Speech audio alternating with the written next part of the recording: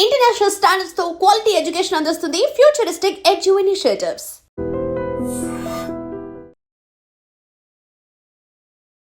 Hello views, welcome to iDream media. చాలామంది కొన్ని ప్రదేశాలకి చాలా ధైర్యంగా వెళ్ళిపోతుంటారు. కానీ కొన్ని సందర్భాల్లో ఆసుపత్రి పని, అదేవిధంగా పోస్ట్ మార్టం రూమ్ దగ్గరికి ఆ దరిదాపులు వెళ్ళాలంటేనే గుండె ఒకటి కొడుతుంది అంటుంటుంటారు. సో అలాంటిది పోస్ట్ మార్టం రూమ్లోనే శవాలు వచ్చేటప్పుడు, మృతదేహాలు వచ్చేటప్పుడు, కుళ్ళిపోయిన మృతదేహాలు డిఫరెంట్గా అసలు వస్తుంటుంటాయి. వాటన్నిటితో సావాసం చేస్తున్న నారాయణ స్వామి గారితో అయితే మాత్రం మాట్లాడి అసలు పోస్ట్ మార్టం రూమ్ ఎలా ఉంటుందో, అసలు పోస్ట్ మార్టం అంటే ఏంటో, పోస్ట్ మార్టం చెయ్యడం ఎలా చేస్తారు, ఎలాంటి ఇంప్లిమెంట్స్ యూస్ చేస్తారు, సో ఇలాంటివన్నీ కూడా మీకు చూపించేందుకు నేనైతే వచ్చేసాను చీపురుపల్లి నియోజకవర్గంలో ఉన్నటువంటి పోస్ట్ మార్టం గదికి. సో చాలామంది అనుకుంటారు ఇదంతా అవసరమని. చాలామందికి తెలియాలి. ఎందుకంటే పోస్ట్ మార్టం రూమ్ అనేసరికి మనం ఒక భయాందోళనలో మాత్రమే ఉంటాం, కానీ అది కరెక్ట్ కాదు. అసలు లోపల ఈ వాడే పరికరాలు ఉంటాయి చూడండి, ఆ పరికరాలు ఒక్కొక్కటి ఒక్కొక్క విధంగా వాళ్ళు యూస్ చేస్తుంటారు. సో దానికి సంబంధించిన డీటెయిల్స్ నారాయణ స్వామి గారిని అడుగుదాం. నారాయణ స్వామి గారు నమస్తే అండి. పోస్ట్ మార్టం రూమ్ దరిదాపులు వెళ్ళడానికి ఈవెన్ ఏదైతే మృతదేహం ఉందో వారి తాలూకా బంధువులు కానీ ఎవరైనా సరే ఈ లోపలికి రావడానికి కూడా భయపడతారు. ఇప్పుడు కొంత ఒక 100 మందిలోకి 20 మందికి వస్తున్నారు, చూస్తున్నారు, కానీ లోపలికి ఎవరైనా ఎంటర్ అవ్వనివ్వరు. సో అసలు ఏం సార్ పోస్ట్ మార్టం రూమ్లోకి ఎంటర్ అయిన తర్వాత ఆ బాడీని ఏం చేస్తారు అసలు? అంటే ఇన్ని ఉన్నాయి, నేను రాగానే చూడగానే ఇవన్నీ బాడీకి అసలు ఎలా యూజ్ చేస్తారు కొంత డీటెయిల్గా. ఓకే మేడం, ప్రతిది కూడా అవసరం బట్టి, కేసు యొక్క పరిస్థితిని బట్టి మాకు ఏది ఎలా యూజ్ చేయాలని చెప్పి మా సార్లు డాక్టర్స్ పర్యవేక్షణలో సార్లు ఏ విధంగా చెప్తే ఆ విధంగా ఆ ఒక బాడీ స్థితిగతులు బట్టి మనము ఈ మెటీరియల్ యూజ్ చేయడం జరుగుతుంది మేడం. బాడీ రాగానే ఫస్ట్ అంటే ఇది బెడ్ కూడా చాలా నీట్గా ఉంది. అంటే బ్రతుకున్నప్పుడు ఎలాగా మనం చాలా మందికి వాల్యూ ఇవ్వలేము. బ్రతుకున్నప్పుడు ఎలా ఉన్నా సరే, చనిపోయిన తర్వాత అయినా సరే వాల్యూ ఇవ్వాలనే విధంగా వారిని వేసే ప్లేస్ కూడా చాలా నీట్గా చేశారు ఇక్కడ. ఎస్ సార్, బాడీ వచ్చిన తర్వాత ఇక్కడ వేస్తారు, ఓకే, అంతవరకు అంటే ఇంతవరకు ఓకే. అక్కడ వాటర్ అంటే హెడ్ ఉంటుందా, అటువైపు లెగ్స్ ఉంటాయా? ఒక డౌట్. హెడ్ తూర్పు పక్క ఉంటుంది మేడం, అటుపక్క లెగ్స్ ఇటు పక్క పడవ పక్క ఉంటాయి మేడం.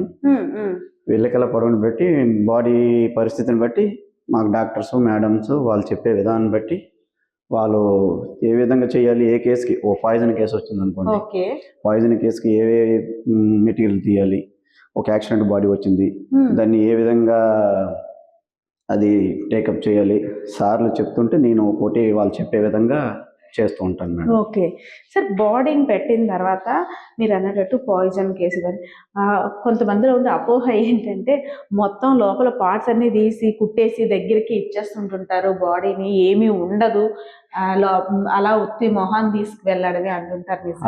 అలా ఏం జరగదండి.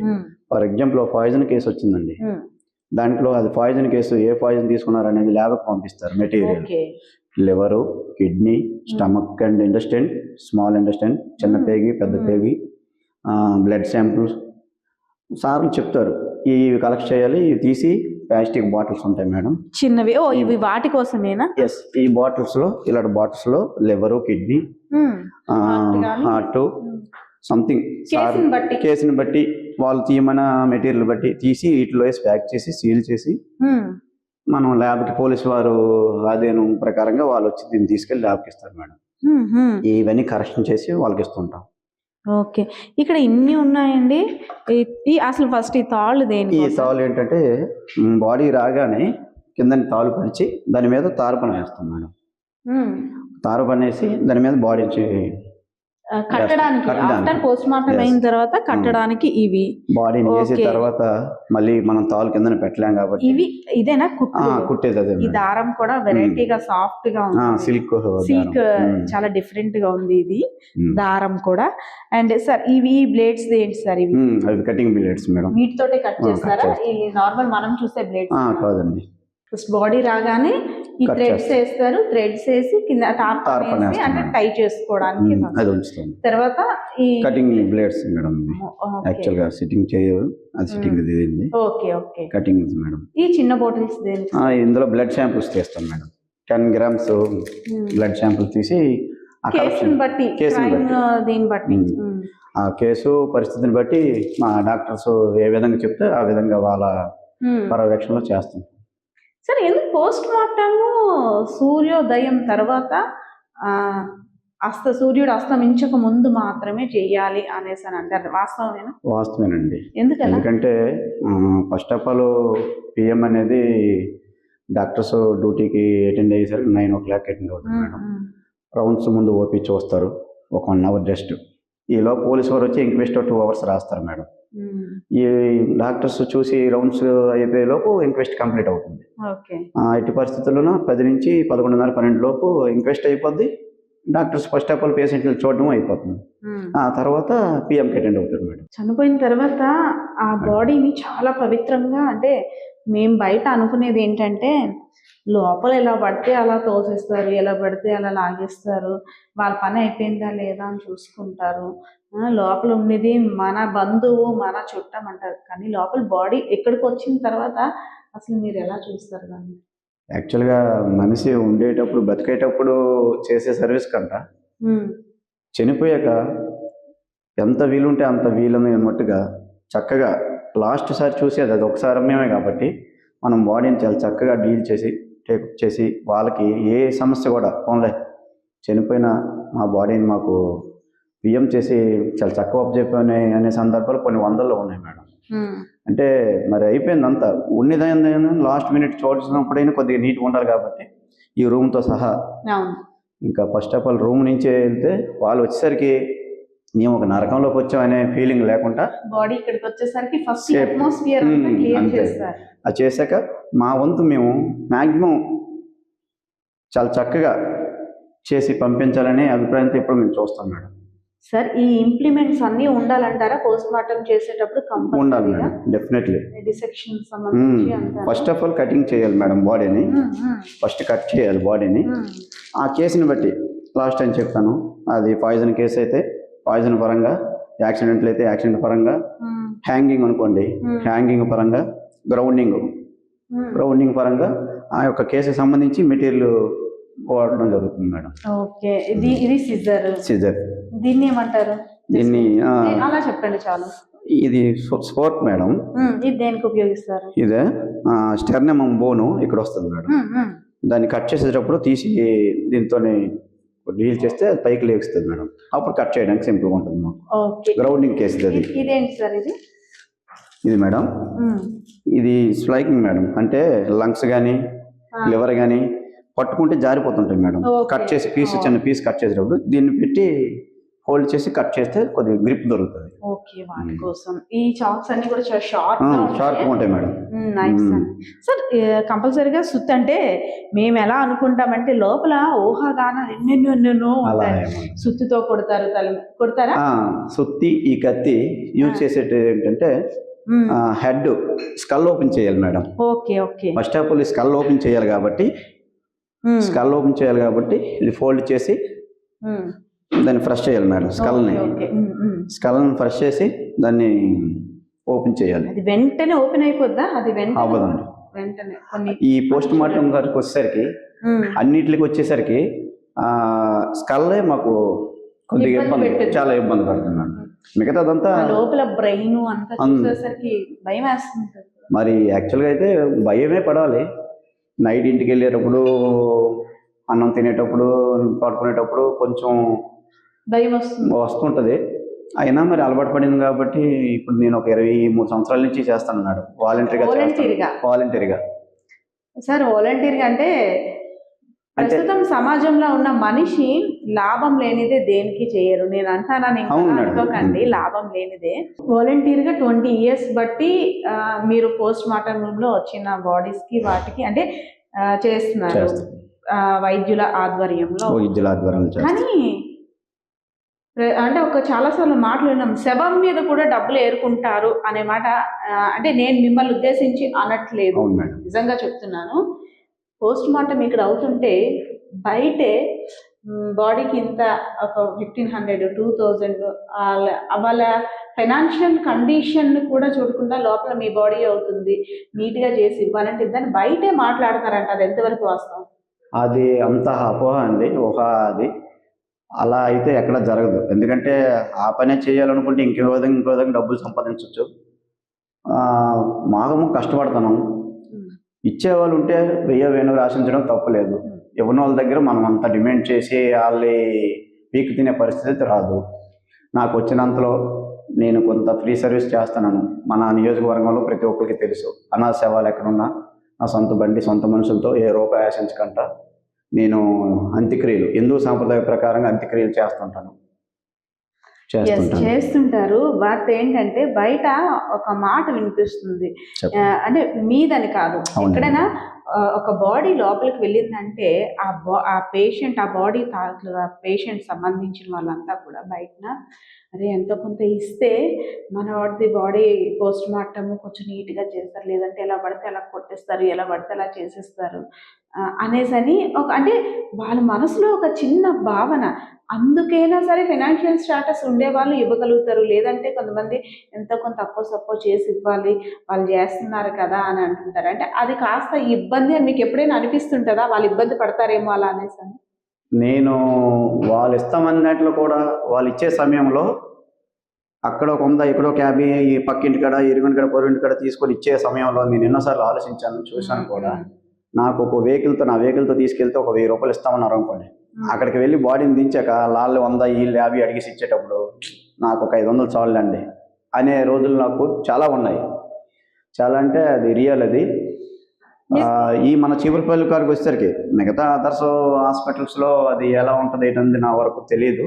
నా చీపురుపల్లి నియోజకవర్గం వచ్చేసరికి నా వల్ల ఇబ్బంది అయిందని ఇంతవరకు ఈ 20 సంవత్సరాల్లో ఎవరికి ఏ సమస్య లేదు. కుదిరినంత వరకు మానవతా కంపల్సరీగా ఉండాలి మేడం.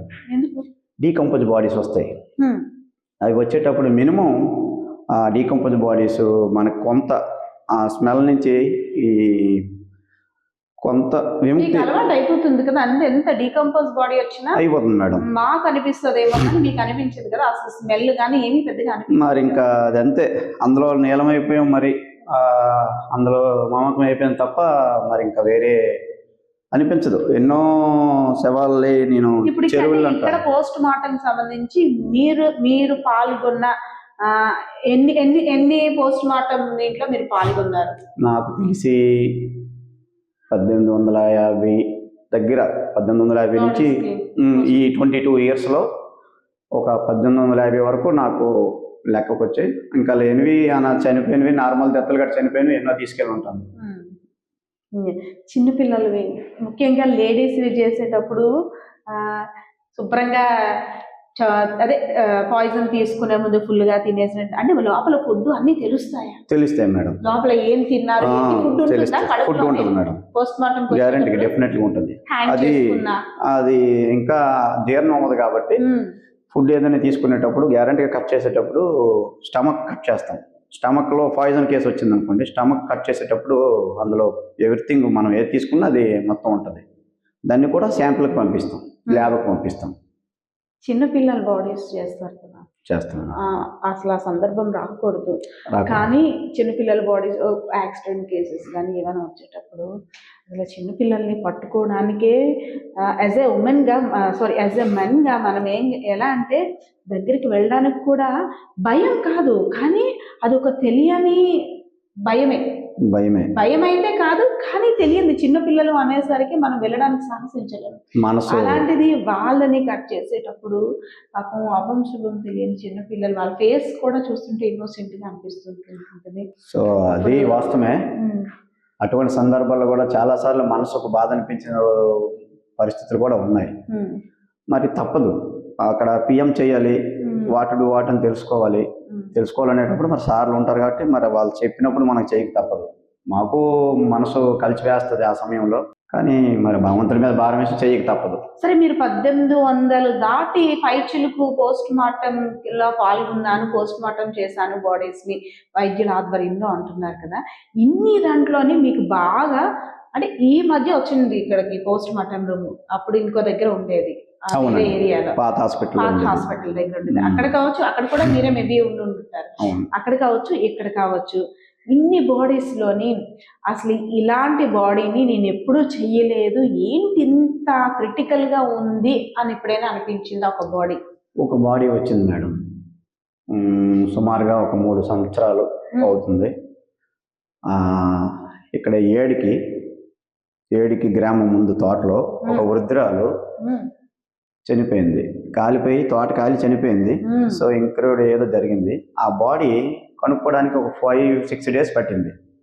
ఆ సమయంలోన ఆ బాడీని పైకి పెద్ద లోయ నుంచి మీద తీయడానికి చాలా ఇబ్బంది పడ్డాను. అటువంటి సమయాల్లో మేము ఏదో కొంత హెల్ప్ చేస్తామనే వాళ్ళు ఎవరు కూడా నా ఇరుమైలు కాదు కదా, మినిమం ఒక 100 మీటర్స్ దూరంలో ఉన్న తప్ప ఎవరు నా దగ్గరికి రాలేదు.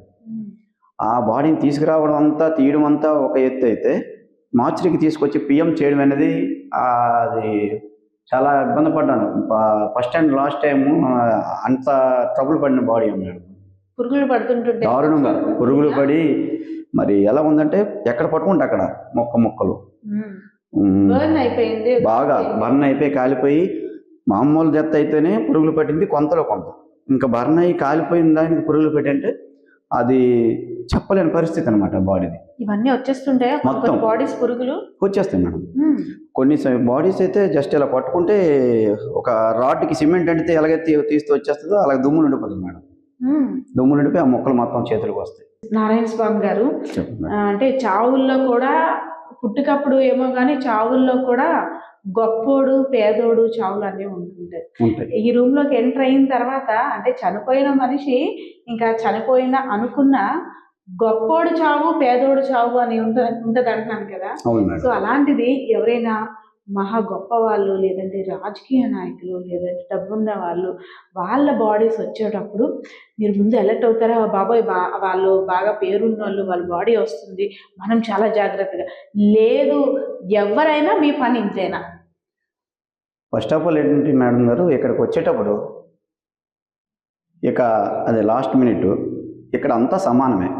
ఈ రూమ్లోకి ఎంటర్ అయ్యాక అది తను అక్కడ బతుకున్నంత వరకే పేదోడా ధనవంతుడా అనేది బయట వరకే. ఎప్పుడైతే చనిపోయి ఈ రూమ్లోకి అటెండ్ అవుతారో అక్కడ మాకంతా సమానమే, అందరూ ఒకటే. అందులో మరి ఎటువంటి తేడా ఉండదు, తేడా చూపడానికి ఏముండదు అక్కడ. అదే మృతదేహం తాలూకు బంధువులు మీకు బయట రిక్వెస్ట్ చేస్తారా, బాగా పోస్ట్ మార్టం ఆవిడకి బాగా చెయ్యమ్మా అనేసి అని అంటారు కదా, వాళ్ళకి అది తెలియదు మేడం. అక్కడ బాగా చెయ్యాలంటే ఏం చేయాలి, అసలు ఎలా చేయాలి? అక్కడికి వచ్చేసరికి ఇప్పుడు ఫర్ ఎగ్జాంపుల్ పాయిజన్ కేసు వచ్చింది మేడం. కొందరు పెద్దవాళ్ళు ఉంటారు, లేదా కొంత తెలియని వాళ్ళు ఉంటారు. వాళ్ళు ఏమంటారంటే పోస్ట్ మార్టం చేయకంటే ఏమైనా ఇచ్చినట్టు చెయ్యండి, పోస్ట్ మార్టం జరగకంటే కొద్దిగా చూడండి. అది జరగని పని మేడం. ఎందుకంటే పిఎం చెయ్యిందే ఏ పాయిజన్ తీసుకున్నాడో ఎలా చనిపోయాడంటే తెలియదు. అలా చేయకుండా ఇవ్వాలనుకుంటే డాక్టర్స్ ఫస్ట్ ఆఫ్ ఆల్ అది వాళ్ళకి తెలియని అపోహతో అలాగిచ్చేయండి ఎలాగిచ్చేయండి అంటారు. కానీ ఇక్కడికి వచ్చేసరికి మాత్రం డాక్టర్స్ వాళ్ళకి యాజ్ పర్ రూల్ ఎలా ఉంటే అలా చేయమని చెప్తారు. మేము ఆ డాక్టర్స్ చెప్పిన విధానంగా మేము చేసుకుంటూ పోతాం. మరి ఉప్పు ఎందుకండి ఇక్కడ ఇంత సాల్ట్ ఉన్నాయి? సాల్ట్ దేనికోసం? ఈ తీసే మెటీరియల్ లంగ్స్, కిడ్నీ, లివర్ ఇవి ఈ సాల్ట్ లో వేస్తే అవి డ్యామేజ్ అవ్వదు మేడం, ఎక్కువ డీకంపోజ్ అవ్వదు, నెక్స్ట్ పురుగు పట్టదు, సేఫ్ సైడ్ అనమాట. ఎంతసేపు ఉంచుతారు ఇక్కడ? ఉంటారు 1 month 2 months ఉంటాయి మేడం. కొన్ని కేసులు బట్టి లిక్విడ్ వేస్తారు మేడం. అవును మేడం, లిక్విడ్స్ వేసి ఉప్పు వేసి పెడతారు మేడం. ఓకే. సో ఏదైతేనే అందరం బతుకున్నంత వరకే, అంతే. ఇక్కడికి వచ్చిన తర్వాత అందరూ సమానమే. అయితే గొప్ప పుట్టుక గొప్ప చావు అంటుంటారు కదా. సో చావు అనేది కూడా గొప్పగా రావాలి ఇలాగా అంటే ఎవరైనా కోరుకునేది ఏంటంటే నిద్దట్లో అలా కళ్ళు మూసుకొని పోతే చాలు దేవుడా అలాంటి చావునివ్వు. కానీ ఈ పోస్ట్ మార్టం రూముల్లోకి వచ్చి మా బాడీస్ ని కట్ చేసుకొని దేవుడా ఆ నరకం అయితే వద్దని ప్రతి ఒక్కరు కోరుకుంటుంటారు కదా, అది వాస్తవమే? అది వాస్తవేనండి.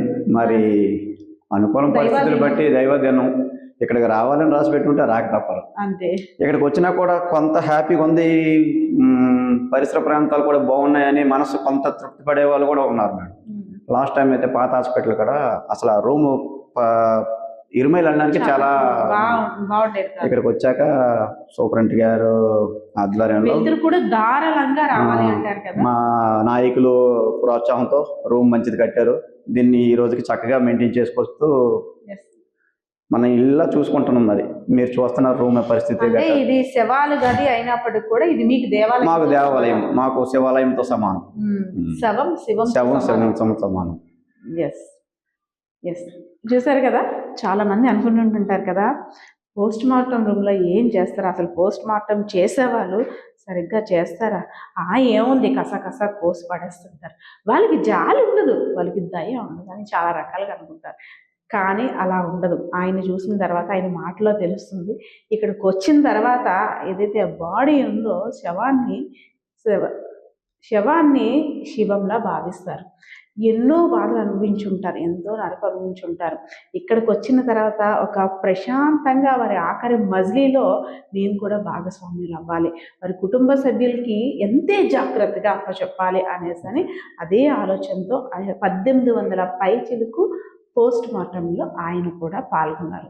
సో నారాయణ స్వామి గారు చెప్పిందంతా కూడా కాస్త భయం వేసిన ఆలోచింపజేసేలా ఉంది. అందుకోసం బాలకిషోర్తో పద్మ, ఐడ్రీమ్ మీడియా విజన్. నిజంగా ప్రస్తుతం ఉన్నటువంటి సమాజం దేనికి ప్రయారిటీ ఇస్తుంది? ఆర్థిక సంబంధాల చుట్టూ మాత్రమే తిరుగుతుంది. మళ్ళీ ఎన్నికలంగానే చాలా విరక్తి కలుగుతాను.